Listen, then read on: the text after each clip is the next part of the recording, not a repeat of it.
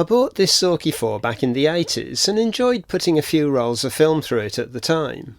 It still partially works, but I could do with giving it a service before shooting film again because, among other things, the slow speeds are a little bit reluctant to work. More recently I bought a Zorki 4K with a Jupiter 8 lens attached, which I intended to use, but I ended up passing that camera on to a friend once I'd rebuilt it. I do have another copy here, which also needs a rebuild before I can use it. I think the Zorkis are a pretty little camera and could definitely be in the running for my perfect, cool-looking, retro rangefinder camera with interchangeable lenses. But in the case of the 4 and 4K, I do miss having strap lugs, and I don't always want to be lumbered with the somewhat less cool-looking Ever-Ready case. Some examples of the Zorki 4 did actually have strap lugs. This 1966 copy, for example, which I got fairly recently, has strap lugs. And the markings on the speed dial are engraved rather than just printed, so they're not invisible, as is the case on many later examples. This copy is very much gummed up inside and will need a full strip down at some point in time. Anyway, during my search for the perfect, cool-looking, retro rangefinder camera with interchangeable lenses, and for me perfect also means affordable, so that rules out Leica and the lovely offerings from Canon, I stumbled upon the Zorki 6, which I really liked the look of. It had strap lugs, a lever wind rather than a rotary knob wind, engraved speed markings, shutter speeds that you can change before or after you've advanced the film, plus a few other things that we'll look at in a minute.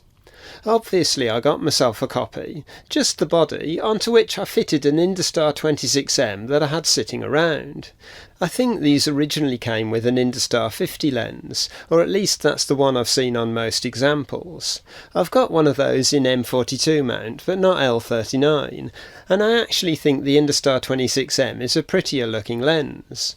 I'd already got some good shots using the 26mm on a digital body, so I knew it produced some good results, and I gave it a bit of extra help by fitting a lens hood to reduce some of the inevitable flare. The early Zorki cameras were largely a copy of an early Leica, and then over the years they grew less similar to the Leicas. The Zorki 6 was the last of the traditional looking Zorki models, with the Zorki 10 looking completely different, although I rather fancy getting one of those for my collection. The Zorki 6 was produced by KMZ, or Krasnogorskiy Mechanicheskiy Zavod, from around 1959 to something like 1966, my copy being a fairly early example from 1960. The Zorki 4, however, carried on in production throughout the life of the Zorki 6, eventually evolving into the Zorki 4K, which was produced into the late 1970s. Looking at the front of the camera, you've got the viewfinder and rangefinder windows. These are wider separated than on the Zorki 4, which should theoretically give you more accurate focusing. It's not as wide as the separation on the Kiev 4 and the Contax on which that was based, which has one of the widest EBL or effective base lengths out there. But to my eyes the Zorki viewfinder is a bit easier to use, and I'd trade that for a theoretically more accurate one any day of the week. The Zorki 6 viewfinder also seems to give me a more accurate view of what I'm looking at compared to the Zorki 4, which appears to be magnified, and that's the same on all three copies that I have here. On the Zorki 4 I can't see the full frame that appears if I put a ground glass on the film plane, whereas on the Zorki 6 it's more or less all there, making it easier to frame the shot accurately. The two viewfinders look quite different, and when I use my mobile phone pressed against the eyepiece they're definitely not the same. Below the rangefinder window is the self-timer. Advance the film, move the self-timer lever to the 6 o'clock position and press the self-timer release button on the front of the camera. The clockwork mechanism will whir away happily for around 10 seconds before the shot is taken, giving you just enough time to join in with the group shot you're taking. If you forget and fire the shot using the normal shutter release button, the camera will fire immediately, but you can, if needed, release the tension on the self-timer without taking another picture by simply pressing the self-timer release button and waiting for it to wind down. The lens mount is the standard L39, also known as M39, screw mount, as used on Zorkis, Feds, Leicas, and probably lots more too. The most common and cheap lenses that I've seen around are the Industar 61, the Jupiter 8 and the Industar 50, this one being my M42 example, all of which are around a 50mm focal length. Over on the left-hand upper corner of the camera are the flash sync sockets for flash bulbs and electronic flash. On the top left is the film rewind knob, with an aide-memoire in the middle to remind you what film type is in the camera. Not that this is particularly helpful with modern film stocks. To the left of that is the viewfinder diopter adjusting lever. This is a feature that I'm particularly fond of, and it makes using these cameras much better if you find some viewfinders don't suit your eyesight, because you can simply adjust it to suit your eyes. The lever does tend to get knocked when the camera is in a bag, so I often find that I need to adjust it again before taking any shots. In the middle is the cold shoe, and next to that the shutter speed dial. As I mentioned earlier, this can be set before or after you advance the film. It's also a lot less fussy than the Zorki 4 and earlier models to set the speeds. On the Zorki 4, some of the speeds are really crammed together. However, you might have noticed that it lacks the top speed of 1/1000th of a second and the speeds below 1/30th of a second. For me that doesn't matter because I only really plan to use the camera for handheld outdoor daylight photography, and if I really need slower speeds I can bung the camera on a tripod and judge half a second and slower by ear using the bulb setting. To adjust the shutter speed, lift the dial and rotate it until the speed that you want lines up with the dot on the axle in the middle. You can't move it between 1/500th and bulb, you have to go back round the other way to move from one extreme to the other. Next to that is the rewind release button. This doesn't latch down, so you have to keep holding it while you rewind the film. Strangely enough, this will also act as a shutter release button, but I wouldn't recommend it because it's easy to slow the shutter down by letting your finger brush against the speed dial as it rotates. Finally on the top is the film advancing lever. This has a fairly long throw, but it feels really nice to use, or at least it does on this camera, which I've stripped down and serviced. In the centre of that is the actual shutter release button, which, as on the Zorki 4, can be latched down when shooting in bulb mode by rotating the button anti-clockwise as you press it down. To release the button again, rotate it clockwise and the shutter will close. And around the shutter button is the frame counter. This is manually set to 0 once you've fired off a couple of blank shots at the beginning of the film. On the back of the camera is the viewfinder eyepiece and the film door, which, unlike the Zorki 4, opens on a hinge rather than the entire back and bottom of the camera coming off. This seems easier to me, and it avoids the take-up spool falling out and getting lost, as would happen on the earlier versions. It also means that the rewind knob now pulls upwards, allowing you to install the film cassette. The release for the film door is over on the left-hand side of the camera. On the bottom is the tripod socket. It's over to one side, which is a shame, but it's not up on a pedestal like on the Zorki 4, so it tends to be a bit more stable on the tripod. My Zorki 6 has the 3/8 inch tripod thread rather than the 1/4 inch version. I just use a commonly available thread reducer to bring it down to 1/4 inch. But they do need to be shortened, otherwise they protrude out of the hole, stopping the camera from clamping down on some tripods. It seems to be a bit of a lottery on which thread size you'll get. On my later 4 and 4K they both have the 1/4 inch threads, while the earlier 4 and the 6 both have 3/8 inch, so presumably they swapped sizes at some point in time. The viewfinder is much like any rangefinder camera.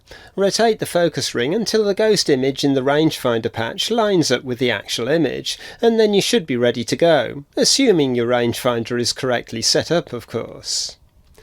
Loading a film is easy enough. Open the back door of the camera, pull out the rewind knob, and drop in your roll of film.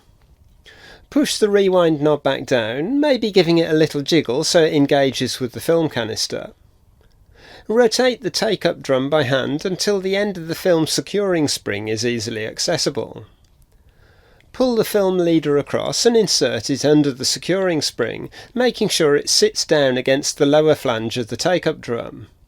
You might need to rotate the rewind knob in the direction of the arrow at this point to take up any slack. Make sure the film engages with the teeth on the sprocket drum and gently advance the film. It should be sitting neatly under the securing spring with one of the sprocket holes in front of the hooked part of the spring. Shut the back of the camera and fire that shot. Advance the film, watching the rewind knob, which should move in the opposite direction to the arrow, confirming that the film is advancing correctly. Fire that shot. Advance the film again and set the frame counter to 0. Fire that shot and now you're ready to go. The next time you advance the film it will be frame 1.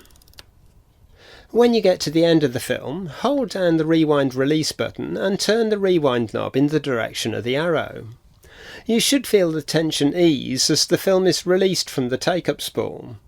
Carry on winding for a bit to make sure the film is fully rewound into the canister. Open the back of the camera, pull up the rewind knob and remove the film. OK, I think that's most of the operation of the camera covered. Now it's time to take a look at a few shots taken on the Zorki. After that I'll talk a bit more about some of the repairs I had to do on this camera before I could use it.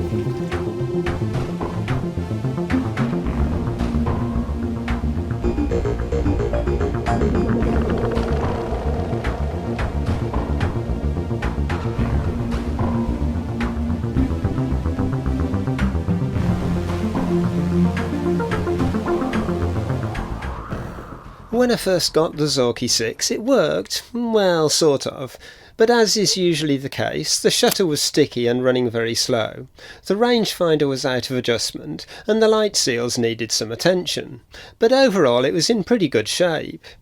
I gradually stripped it down to get to the shutter assembly. Not having the slow speed timer is one thing less to worry about, although that's not really too much hassle on a Zorki 4 anyway. Someone had clearly had some film shredding fun sometime in the past, judging by this large section of film wrapped around the sprocket drum.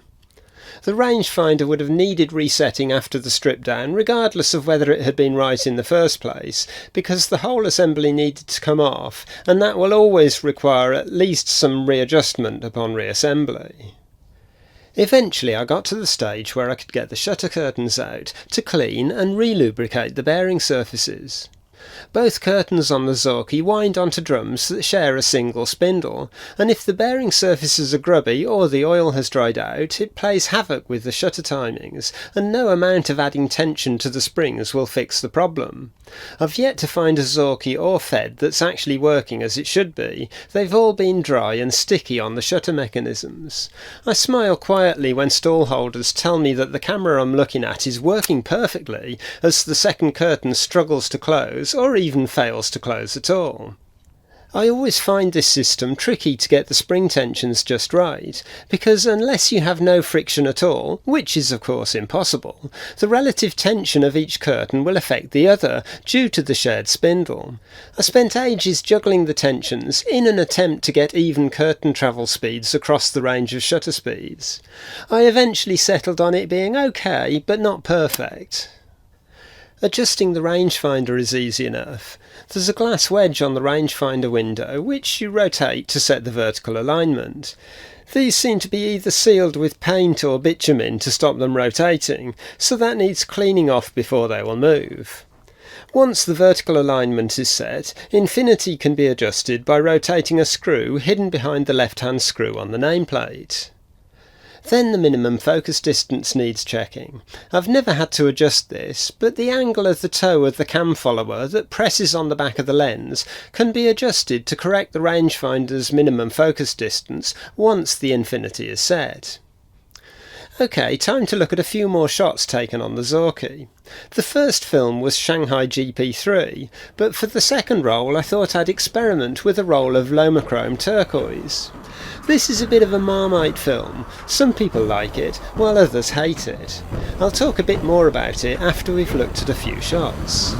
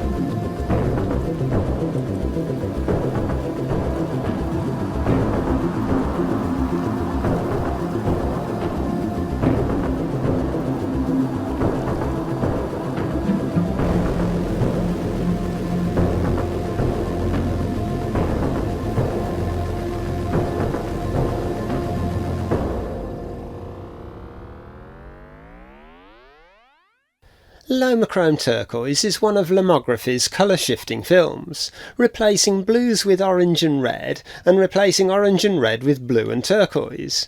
So a blue sky will come out orange, and skin becomes a turquoise or blue colour. When it works well, the effect can be really good, and the right shot can produce something that wouldn't look out of place on a 1970s album cover. Skin tones aren't good, and for the most part people shouldn't be the main subject of your shot, unless that's the look you're going for. This first roll of turquoise was just an experiment. I have more of an idea what sort of scene to look out for now, and I've got another roll in stock ready to shoot sometime. You can of course create a similar effect on a normally coloured photo by simply adjusting a couple of sliders in Photoshop, but where's the fun in that? I rated the film at 200 ISO, but on the odd shot that ended up overexposed, probably because I metered a bit too much for the shadows, the end result is a fairly bleached shot that doesn't even look all that turquoise. As for the camera, the Zorki 6 is my favourite of the Zorkis. It's not perfect, but it's not that far from it either. The viewfinder is particularly good, and it suits me much better than the slightly magnified viewfinder on the Zorki 4. Also, I think it's a pretty looking camera, but of course that's a matter of opinion. Mechanically it's solid, albeit a bit primitive at the same time, and of course it's relatively cheap to buy, although it's not as easy to find as the Zorki 4 or 4K. And that's about it. If you've enjoyed watching, please like the video and maybe even subscribe to the channel, not forgetting to click on the bell icon so you get notifications when future videos are released. That's it for now, so thanks for watching, and I'll see you in a future video.